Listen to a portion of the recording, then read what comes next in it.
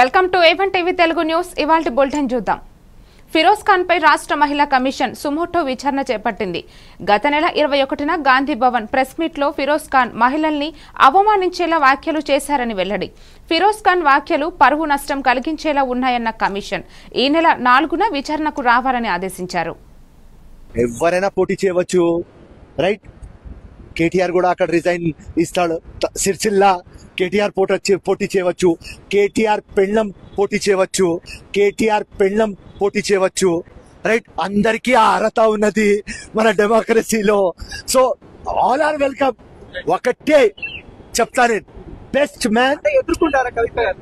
Best man కవిత పీక్తది. కవిత ఎవరమ్మా? సోనియా గాంధీ లేకుంటే at least Priyanka Gandhi? Ever కవిత? రైతులు వ్యవసాయ పనులు మొదలు పెట్టుకుంటున్న సమయంలో బ్యాంకర్లు పెట్టుబడి సహాయాన్ని ఆపవద్దని ఎమ్మెల్యే పాయల్ శంకర్ అన్నారు. ఆదిలాబాద్ రూరల్ మండలం ఆంకోలిలోని బ్యాంకుల్లో రైతులకు పడ్డ రైతు భరోసా డబ్బులను అప్పుల కింద కట్ చేసుకుంటున్నారన్న విషయం తెలుసుకుని బ్యాంకును ఆయన సందర్శించారు. ఈ సందర్భంగా బ్యాంకు అధికారులతో మాట్లాడి చర్యలు తీసుకుంటున్నామన్నారు. ఈ కార్యక్రమంలో మండల అధ్యక్షులు దయాకర్, శ్రీకాంత్, అశోక్, సాయి గౌడ్, సాయి, ఆసన్న, రాజన్న తదితరులు పాల్గొన్నారు.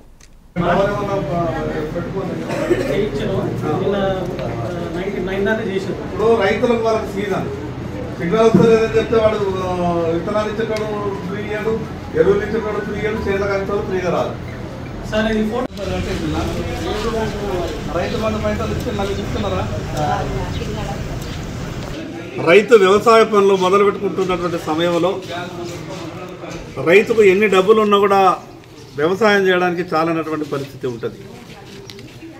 ఒక పక్క సగం మందికి రైతులకు రుణమాఫీ కాక, మరోపక్క బ్యాంకు రుణాలు రాక పెట్టుబడికి ఇబ్బందితో రైతులు విపరీతంగా బాధపడుతున్నారు. నేను ఇప్పుడు కొన్ని బ్యాంకులలో ప్రత్యక్షంగా చూస్తున్నప్పుడు, ఈరోజు అంకోలి సరస్వతి గ్రామీణ బ్యాంక్ వచ్చినప్పుడు చాలామంది రైతులు మాకు పడుతున్నటువంటి రైతు బంధువును కూడా బ్యాంకర్లు మాకు డబ్బులు ఇస్తలేరు, ఏమనంటే ఒకసారి టెక్నికల్ ప్రాబ్లం సిగ్నల్ లేదంటారు, మరోసారి నీ బ్యాంకు అప్పున్నది దాంట్లో కట్ చేస్తామని అంటూ అని చెప్తా ఉన్నాం. మొన్న జరిగినటువంటి జిల్లా లెవెల్లో బ్యాంకర్స్ కమిటీ మీటింగ్లో కూడా జిల్లా కలెక్టర్ గారు మేము వాళ్ళందరూ కూడా క్లియర్గా ఇన్స్ట్రక్షన్స్ ఇవ్వడం జరిగింది.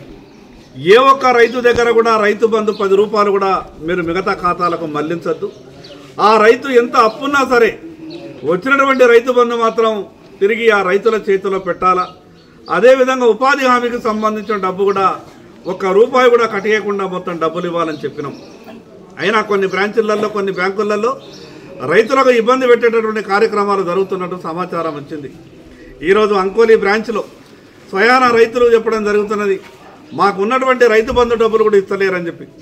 ఈ సందర్భంగా జిల్లాలో ఉన్నటువంటి బ్యాంకర్లందరికీ నేను హైదరాబాద్ బంజారా హిల్స్ లోని ఆధునిక సదుపాయాలతో నిర్మించిన ఏఐజీ హాస్పిటల్ ను తెలంగాణ సీఎం రేవంత్ రెడ్డి ప్రారంభించారు. ఈ ఆసుపత్రి gastro enterology, organ transplant, oncology, cardiac sciences వంటి 8 ప్రధాన వైద్య విభాగాల్లో సేవలు అందించనుంది. రాష్ట్రంలో ప్రజలకు మెరుగైన వైద్య సదుపాయాలను కల్పించే దిశగా ఇది ఓ కీలక అడుగు అని సీఎం రేవంత్ రెడ్డి పేర్కొన్నారు. ఆరోగ్య రంగాన్ని బలోపేతం చేయడానికి ప్రభుత్వం కట్టుబడిందని స్పష్టం చేశారు. ప్రారంభోత్సవ కార్యక్రమంలో ప్రముఖులు, వైద్యులు, అధికారులు పాల్గొన్నారు. నూతన హాస్పిటల్తో హైటెక్ వైద్యం మరింత ప్రజలకు చేరువ కానుంది. న్యూ బ్లాక్ను ఒక 2000 బెడెడ్తోనే నిమ్స్లో ఒక కొత్త బ్లాక్ను మనం స్టార్ట్ చేసుకుంటున్నాం. అదేవిధంగా వరంగల్లో ఇంకొక 2000 బెడెడ్ హాస్పిటల్ని మనము నిర్మించుకుంటున్నాం. ఆల్మోస్ట్ కంప్లీట్ అయ్యే స్టేజ్లో ఉంది. అదేవిధంగా టిమ్స్ అల్వాల్, సికింద్రాబాద్లో అల్వాల్లో ఇంకొక 1000 హాస్పిటల్ని మనం కట్టుకుంటున్నాం. అదేవిధంగా ఎల్బీ నగర్లో కూడా ఇంకొక 1000 బెడెడ్ హాస్పిటల్ని కట్టుకుంటున్నాం. సనత్ నగర్లో ఇంకొక 1000 బెడెడ్ హాస్పిటల్ని కట్టుకుంటున్నాం.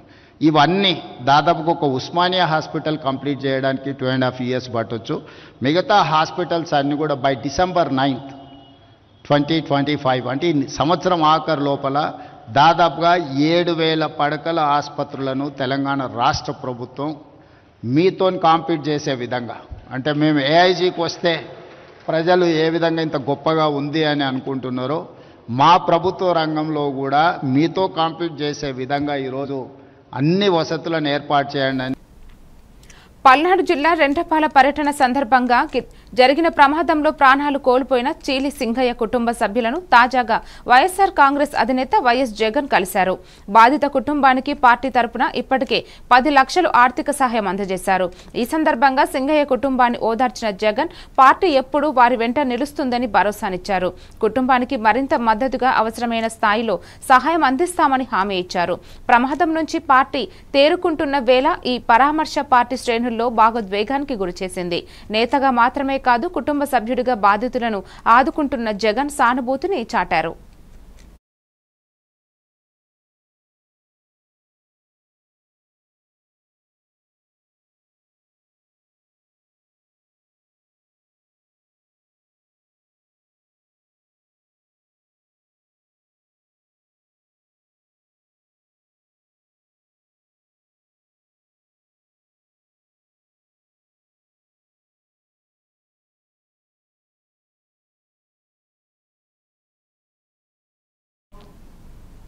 పాసమైలారం పరిశ్రమలో జరిగిన ఘోర పేలుడు ఘటనపై సంస్థ మాజీ డైరెక్టర్ చిదంబరం నాథన్ స్పందించారు. ఈ ఘటనలో మృతి చెందిన కార్మికుల కుటుంబాలు ఆయనను అడ్డుకుని తమకు న్యాయం చేయాలని డిమాండ్ చేశారు.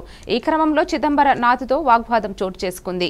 వారి ప్రశ్నలకు పొంతనలేని సమాధానాలు ఇచ్చిన ఆయనకు అక్కడే తీవ్ర వ్యతిరేకత ఎదురైంది. సీఎం రేవంత్ రెడ్డి పర్యటన సందర్భంగా మేనేజ్మెంట్ సభ్యులు అక్కడే ఉన్నారని చెప్పారు. కానీ బాధిత కుటుంబాలు మాత్రం సంస్థ నిర్వాహకమే కారణమని, తగిన న్యాయం జరిగే వరకు పోరాటం చేస్తామని స్పష్టం చేశారు. చిదంబర సమాధానాలతో అక్కడ ఉద్రిక్తత వాతావరణం ఏర్పడింది. బాధితుల ఆవేదనతో ఈ ఘటన మరింత ఉద్రిక్తతకు దారితీసింది. हमारा आदमी भी है उसमें उतना भाई बोलने दो ना साइड व्हाट्सएप कह रहे थे मैं पूछता हमारा आदमी है इसमें हमारा भाई है बताओ फिर क्या खबर है आप बताइए एक्चुअली 143 में कितने आदमी वो प्लांट में क्यूसी में क्यूए में काम करते हैं वो 60 के आसपास 60 मान्यूज लो प्लीज बिल्डिंग को पता नहीं है तुम 63 65 भी बोलो नहीं आप सुनिए एक मिनट आप सुनिए उस दिन जो चिदम्बरम जी क्यूसी क्यूए में कितने आदमी काम करते हैं क्यूसी क्यू में करीब 15-20 आदमी उसके नीचे प्लांट में वो स्लैब्स के कितने काम है पूरा प्लांट के स्लैब के नीचे कितने काम करते हो शेड में बासित भाई चाहिए पूरा मिला के कितना होता 63 बोल रहे हैं ना हाँ ओवरऑल 143 में 63 चलेगा बाहर आपके हिसाब से उसमें 15-20 आदमी बाहर आ गए कितने वर्कर कैजुअल है कितने परमानेंट है आपके पास अभी आप फैक्ट्री चला रहे आप किसी को कॉन्ट्रैक्ट दिए एक 1 करोड़ का एक्सग्रेशिया సంగారెడ్డి జిల్లా సిగాచి ఇండస్ట్రీస్ లో జరిగిన ఘోర రోడ్ అగ్ని ప్రమాదంలో 36 మంది మృతి చెందిన ఘటనపై ఏఐసీసీ ఇన్ఛార్జ్ మీనాక్షి నటరాజన్ తీవ్ర విచారం వ్యక్తం చేశారు. మృతుల కుటుంబాలను కలిసిన ఆమె తమ ప్రగాఢ సానుభూతిని తెలిపారు. కాంగ్రెస్ అధ్యక్షుడు మల్లికార్జున ఖర్గే, రాహుల్ గాంధీ తరపున కూడా సంతాపాన్ని తెలిపారు. బాధిత కుటుంబాలను ప్రభుత్వం ఆదుకుంటుందన్న నమ్మకం ఉందన్నారు. తెలంగాణ ప్రభుత్వం పూర్తి స్థాయిలో సహాయం అందిస్తుందని, చికిత్స పొందుతున్న వారికి అవసరమైన వైద్య సేవలు అందించేందుకు అధికారులు పనిచేస్తున్నారని వివరించారు. పార్టీ తరపున ఎల్లప్పుడూ బాధితుల పక్కనే నిలబడతామని స్పష్టం చేశారు. ఆమె మాటలతో బాధిత కుటుంబాలకు కొంత ఊరట లభించింది. त्रासदीपूर्ण और दुखद घटना है। आज कुछ परिवारजनों से भी मिलने का मौका मिला जिनके परिजन अभी मिसिंग हैं।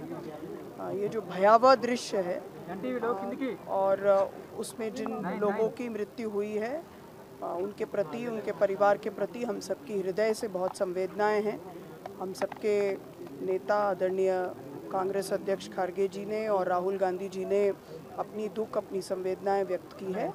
हमारा पूरा विश्वास है कि जो तेलंगाना की सरकार है वो सरकार पूरी तरह से सभी मृतक परिवारों को और जो भी आज इलाज जिनका चल रहा है उनके लिए जो भी कर सकते हैं वो ज़रूर करेगी। ये तो सही बात है कि किसी के परिवार के सदस्य के चले जाने के बाद उसकी जो क्षति है वो बहुत बड़ी है, उसको हम पूरा नहीं कर सकते। గోదావరి ట్రిబ్యునల్ వస్తే ఏపీకి అదనంగా నీటిని కేటాయించుకునేందుకు చంద్రబాబు బనకచర్ల స్కెచ్ వేశారని తీవ్ర విమర్శలు చేశారు. తెలంగాణ ఎంపీ వడ్డీరాజు రవిచంద్ర కేంద్రంలో బీజేపీ ప్రభుత్వం పోలవరానికి జాతీయ హోదా ఇచ్చినట్టు ఇప్పుడు బనకచర్లకు అనుమతులు ఇవ్వబోతుందని ఆరోపించారు. ఇది తెలంగాణ హక్కులపై మరోసారి దాడికి చూస్తున్నామని అన్నారు. బనకచర్ల ప్రాజెక్టు వల్ల తెలంగాణకు రావాల్సిన న్యాయమైన వాటా లోతు పడే ప్రమాదం ఉందని హెచ్చరించారు. కనుక కేంద్రం తక్షణమే ఈ ప్రాజెక్టును పూర్తిగా తిరస్కరించాలన్నారు. సీఎం రేవంత్ రెడ్డి రాష్ట్ర ప్రయోజనాల కోసం గట్టి పోరాటం చేయాలని పిలుపునిచ్చారు. ఎంపీలు, మంత్రులు కలిసి సమగ్ర కార్యాచరణ రూపొందించాలని సూచించారు. తెలంగాణకు న్యాయం జరిగే వరకు పోరాటం కొనసాగుతుందని స్పష్టం చేశారు. మాట్లాడేటప్పుడు ఆయన కేసీఆర్ గారు ఇక్కడ ప్రాజెక్టులన్నీ పడుకోబెట్టి నీళ్ళన్నీ రాయలసీమ తీసుకుపోమని అప్పుడు చెప్పారు అన్నాడు. ఏ రోజు ఆ రోజు ఏమన్నా పోయి చెప్పి ఆ రోజు పోలవరం నుంచి రాయలసీమకు నీళ్లు తీసుకుపోతుంటే కట్టడానికి ఏమైనా శంకుస్థాపన పోయి కొబ్బరికాయ కొట్టడానికి పోయారా కేసీఆర్ గారు?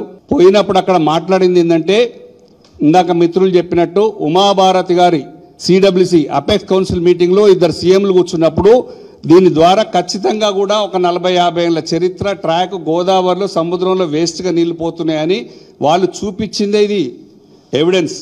దాంట్లోంచి మాట్లాడింది మాత్రమే కేసీఆర్ గారు 3000 టీఎంసీలు నీళ్లు పోతున్నాయి యావరేజ్గా ప్రతి సంవత్సరం. దీన్ని మనం ఒడిసి పట్టుకుంటే తెలుగు రాష్ట్రాలు 2 బ్రహ్మాండంగా ఉంటాయనే టాపిక్ మీద మాట్లాడడం జరిగింది. దీనికి కేసీఆర్ గారు రాచపుండు పుట్టించారు, బ్రహ్మ పదార్థం తెచ్చారని గౌరవ ముఖ్యమంత్రి గారు పదే మాట్లాడడం జరిగింది. నేను సచివాలయానికి సెక్రటేరియట్ తెలంగాణలో నీటి ప్రాజెక్టులపై రాజకీయ దుమారం కొనసాగుతోంది. ఎస్ఎల్బీసీ ఘటనపై కేంద్రం మౌనం ఎందుకు కొనసాగిస్తుందంటూ మాజీ మంత్రి హరీష్ రావు ఆగ్రహం వ్యక్తం చేశారు. మేడిగడ్డలో ఒక పిల్లర్ కుంగితే వెంటనే ఎన్డీఎస్ఏకి లేఖ రాసిన కిషన్ రెడ్డి ఎస్ఎల్బీసీ మొత్తం కూలిపోతే ఎందుకు నిశ్శబ్దంగా ఉన్నారని ప్రశ్నించారు. కిషన్ రెడ్డి, సీఎం రేవంత్ రెడ్డిల మధ్య ఏమైనా లవ్ ఉందా అని వ్యంగ్యంగా వ్యాఖ్యానించారు. రాష్ట్ర ప్రయోజనాల విషయంలో బీజేపీ, కాంగ్రెస్ నిశ్శబ్దాన్ని హరీష్ రావు తీవ్రంగా తప్పుబట్టారు. కేసీఆర్ హయాంలో నిర్మించిన ప్రాజెక్టులపై విపక్షాలు కుట్రలు చేస్తున్నాయని విమర్శించారు. తెలంగాణకు న్యాయం జరగాలంటే ఈ ఇద్దరి లవ్ బ్రేక్ కావాలని ఆయన అన్నారు. హరీష్ వ్యాఖ్యలతో రాజకీయ వాతావరణం మరింత వేడెక్కింది. 100 భాగాల్లో మేడిగడ్డ ఒక భాగం. మేడిగడ్డలో ఉన్న 85 పిల్లర్లలో ఒక పిల్లర్ కుంగితే కిషన్ రెడ్డి ఢిల్లీకి ఎన్డీఎస్ఏకి ఉత్తరం రాసి 2 రోజులు పిలిపించిండు. మరి మొత్తం ఎస్ఎల్బీసీ కుప్పకూలింది కదా. మొత్తం ప్రాజెక్టు భవిష్యత్తే 5,000 కోట్లు ఖర్చు పెట్టిన ఎస్ఎల్బీసీ భవిష్యత్తే ప్రశ్నార్థకమైంది. ఆ టీ బీమ్ బయటకెళ్ళది, ముంగడికి పోదు. 6 చచ్చిపోయినరు, బతుకులు ఆగమైనాయి, శవాలు కూడా బయటకు రాలేదు. మరి దీని మీద కిషన్ రెడ్డి గారు ఎన్డీఎస్ఏకి ఎందుకో ఉత్తరం రాయడు, ఎన్డీఎస్ఏ ఎందుకో రాదు. ఒక పిల్లర్ గుంగితే 300 వచ్చిండ్రు, కిషన్ రెడ్డి ఉత్తరం రాస్తాడు, 300 వస్తుంది బీజేపీ వాళ్ళు. మరి ఎస్ఎల్బీసీ కుప్పకూలితే 5,000 కోట్ల ఖర్చు పెట్టిన ప్రాజెక్టు ఆగమైపోతే ఎందుకు ఎన్డీఎస్ఏ రాదు? ఎందుకు కిషన్ రెడ్డి గారు ఉత్తరం రాయడు? ఈ బీజేపీకి రేవంత్ రెడ్డికి ఉన్న ఈ ఫెవికాల్ బంధమేంది? ఈ కిషన్ రెడ్డి ఈ రేవంత్ రెడ్డి మధ్యలో ఉన్న ఈ లవ్ ఏంది? ఇది బయటకు చేసడం ప్రాజెక్ట్.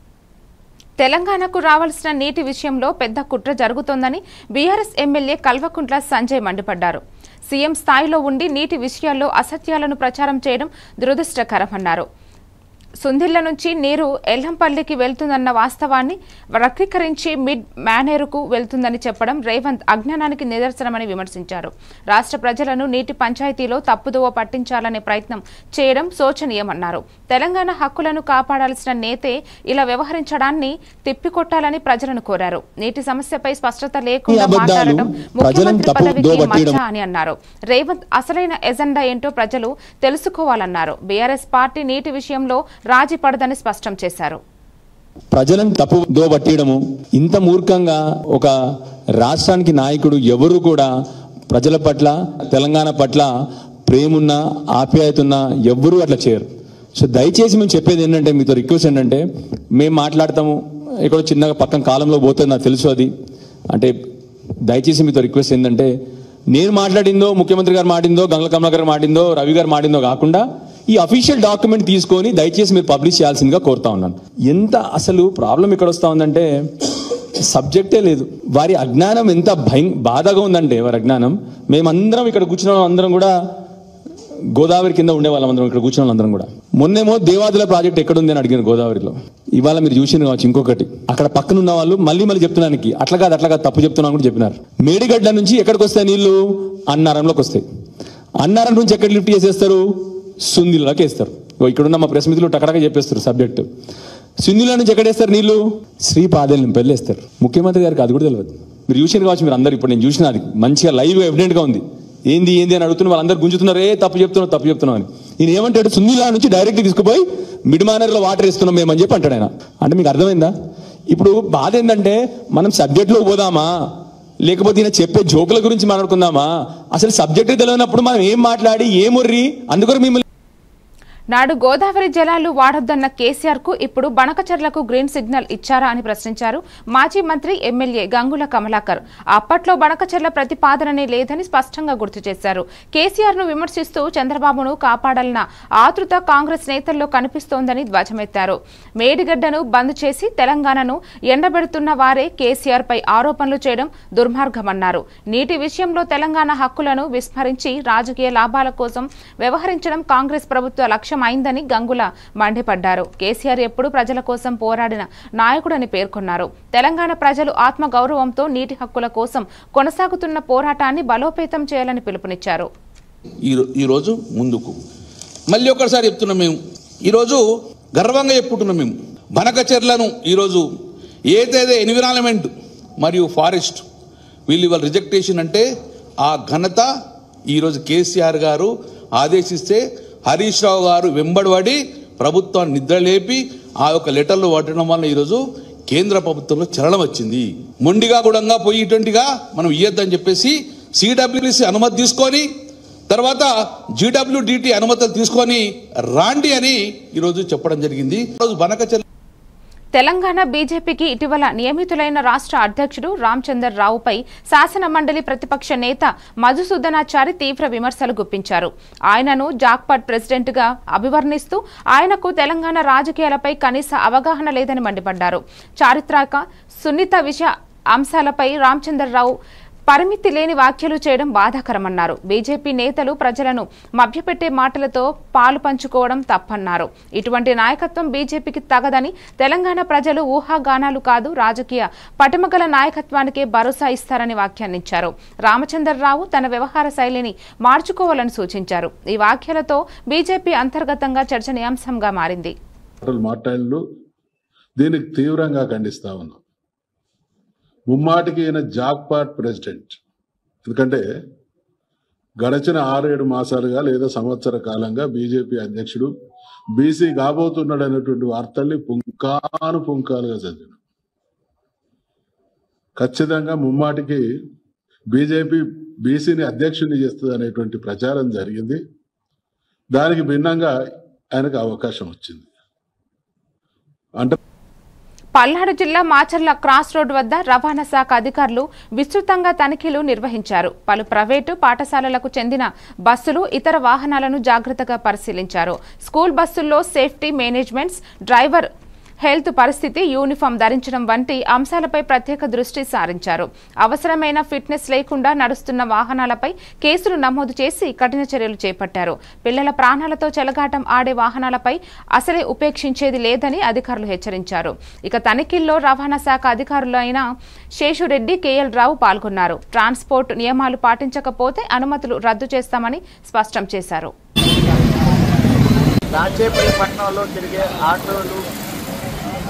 ప్రతి ఒక్కరు కూడా డాక్యుమెంట్లు కలిగి ఉండాలి, ఇన్సూరెన్స్ కలిగి ఉండాలి, ఫిట్నెస్ కలిగి ఉండాలి, లైసెన్స్ కలిగి ఉండాలి. ముఖ్యంగా స్కూల్ పిల్లలను తోలే వాళ్ళు 6 నుంచి పోకూడదు.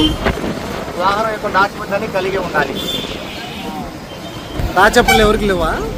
చాలా మందికి ఇన్సూరెన్స్ లేకుండా, ఫిట్నెస్ లేకుండా తిరుగుతున్నారు.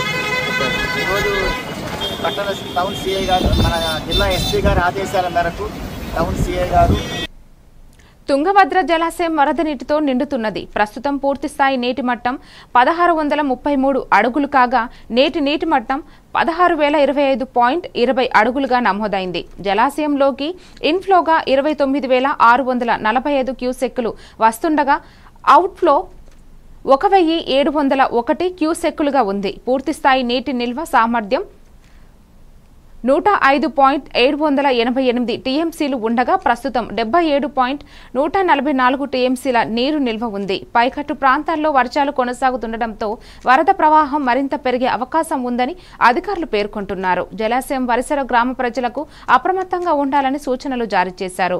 అతి తక్కువ గరిష్ట స్థాయికి తుంగభద్ర చెరువు నది తీర ప్రాంతాల్లో నివసించే వారిలో ఆందోళన నెలకొంది.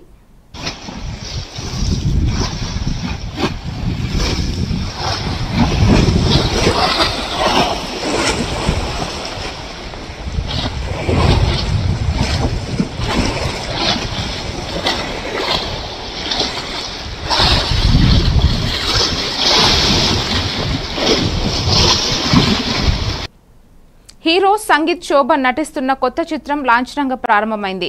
పింక్ ఎలిఫెంట్ పిక్చర్స్ బ్యానర్ పై నిహారిక కొణిదెల నిర్మాణంలో రూపొందుతున్న ఈ చిత్రానికి నయన సారిక కథానాయికగా నటిస్తుండగా మానస శర్మ దర్శకురాలిగా పరిచయం అవుతున్నారు. అన్నపూర్ణ స్టూడియోస్ లో జరిగిన ముహూర్త వేడుకలో ప్రముఖ దర్శకుడు నాగ్ అశ్విన్ ముఖ్య అతిథిగా హాజరై మొదటి షాట్ కు క్లాప్ ఇచ్చారు. కమిటీ కుర్రాళ్ళు చిత్రంతో విజయాన్ని అందుకున్న నిహారిక ఈ సినిమాతో రెండోసారి నిర్మాణ బాధ్యతలు తీసుకున్నారు. చిత్ర బృందానికి నాగ్ అశ్విన్ అభినందనలు తెలుపుతూ విజయాన్ని కోరారు. ప్రేక్షకులకు ఆకట్టుకునే వినూత్న కథాంశంతో రూపొందుతున్న ఈ సినిమా షూటింగ్ త్వరలో ప్రారంభం కానుంది.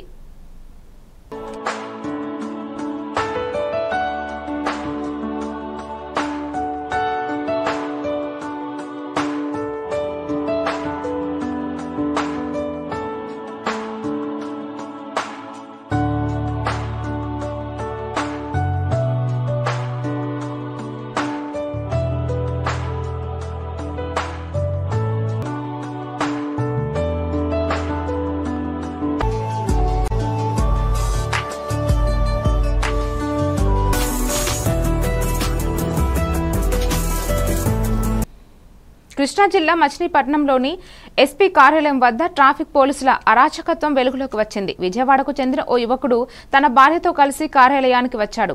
భార్య కార్యాలయంలో ఉండగా బైక్ను రోడ్డుకి అవతల పార్కు చేసి వేచి ఉన్న అతనిపై ట్రాఫిక్ కానిస్టేబుల్ అసహనంగా వ్యవహరించాడు.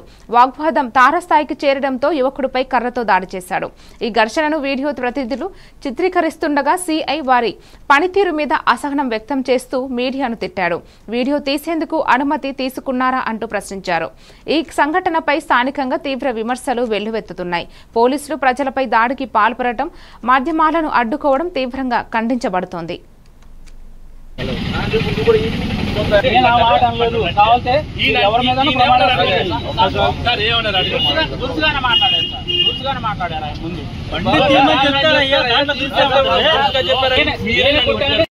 ఇది మూడోసారి మేము ఇంటికి రావడం. ఫస్ట్ టైం వచ్చినప్పుడు ఊరికే పేపర్ రాసేసి చెప్పండి చెప్పారు. విజయవాడ నుంచి మా వైఫ్ ని తీసుకొని మాకు చిన్న పాప ఉంది. చిన్న పాపకి ఆ పాపకు మళ్ళీ బ్రెయిన్ లో ప్రాబ్లం ఉందని చెప్తే మెడికల్ ఎవిడెన్స్ పెడదామని చెప్పి తీసుకొచ్చాను. ఇక్కడికి తీసుకొస్తే లోపలికి వెళ్ళలేదు. ఆ పాపను ఎవరు ఎత్తుకుంటారు? సరే అని చెప్పి నేను బండి ఇక్కడ పెట్టుకునేది ఈ మటన్ షాప్ పక్కన అక్కడ పెట్టుకోకూడదని చెప్పి వచ్చి అడ్డుపడుతున్నాడు. నెట్టేసి మరి కొట్టాడు. ఈ ఫోన్ అయితే నువ్వు చెప్పడం చెప్పుకో. చాలా దురుసుగా ప్రవర్తిస్తున్నారు. ఎంతమంది వచ్చాం? ఎక్కడ కూర్చోవాలి? మేము ఎక్కడ కూర్చోవాలండి? దూరం ఎస్పీ గారు వద్దన్నాడు, లోపల ఇక్కడ స్టాప్ చదువుతున్నారు. ఎంత దారుణం అండి ఇది. శ్రీశైలం జలాశయానికి జూరాల నుంచి భారీగా వరద ప్రవాహం చేరుతోంది. ప్రస్తుతం జలాశయంలోకి 63,156 క్యూసెక్కుల వరద నీరు వచ్చి చేరుతోంది.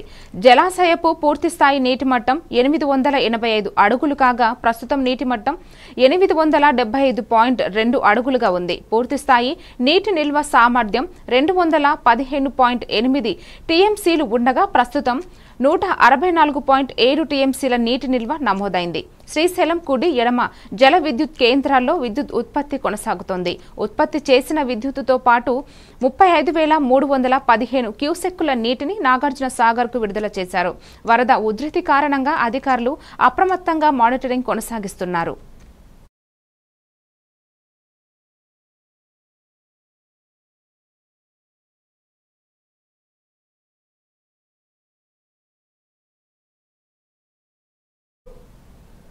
ఇది వాల్టి bulletin. Keep watching A1 TV Telugu news.